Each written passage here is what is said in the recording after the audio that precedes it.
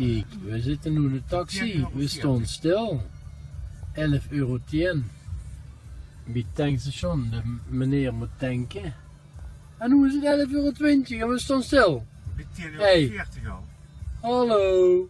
Hey, We zijn €1 aan het betalen om stil te staan. Vinden we dat nog normaal? Nee, dat is echt niet normaal. Oh. Man. Hier 11,30 €. En het tankt hier langzaam. Dat is een hele langzame tanker. Dat is lastig. 1 euro. Joh, maar ja. Hey, met niks doen verdienen die geld. En zo gaat het al jaren. Met niks doen verdienen die geld. Ja, de toppers. Toppers. We rijden 0 km/h. Nu komt je 1 euro in het Is dat?